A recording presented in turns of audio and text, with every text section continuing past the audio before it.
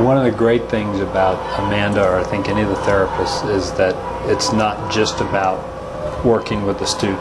It's also teaching the parents. And so we would have therapy sessions with her that were just us as parents, and Sierra wasn't involved in those sessions, and we learned in those sessions. And yeah, so your comment about triangulation is correct. It comes up, but when you've got that opportunity to work through it with a parent therapy session, and you're prepared, you learn. We learned coping skills. I would agree with everything that Chuck and Sierra said. I think knowing that Amanda was there to support us, and I guess maybe empower me or validate to me that, Sierra does need a mom. I am a good mom. That went a long way, because many other interactions that are labeled as therapeutic often leave you feeling judged. Like, okay, Mom, what did you do that made your child end up at Calo? We didn't have that. We didn't have that sense of being judged. It was more an open exchange, and really more a campaign to be united, and really to help Sierra see that we're here to support her. Like my dad said, I have problems trusting women, and so when Dad got married, I was excited to have a mom, but I still had doubts, and my doubts overpowered my excitement. So, and then when I got to Calo,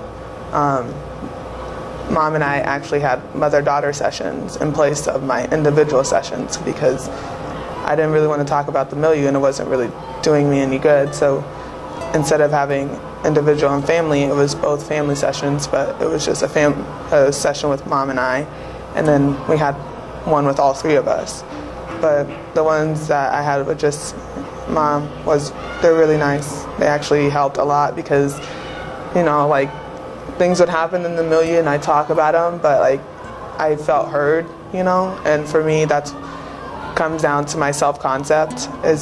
Feeling heard makes me feel important, and feeling important just, I don't know, it's a lot to me. And so mother-daughter sessions were the best, and most of the girls I know have problems more with their moms than their dads, and I recommend that, because seriously, no offense, Dad, but he talks way too much in sessions, and so Mom would be sitting in the background and she wouldn't say anything, and so I never felt like she wanted to talk to me. So when we finally got mother-daughter sessions, those were really nice. It was definitely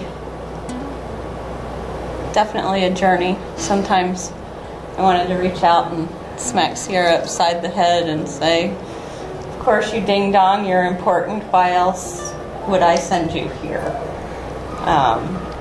But it was, the sessions were nice. We didn't necessarily have to worry about Dad wanting to talk a lot.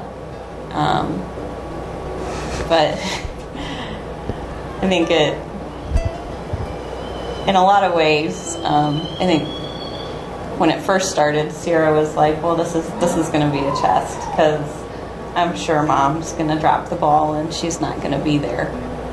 And I think it her experiment worked, but it worked so well that she figured out I wasn't going anywhere.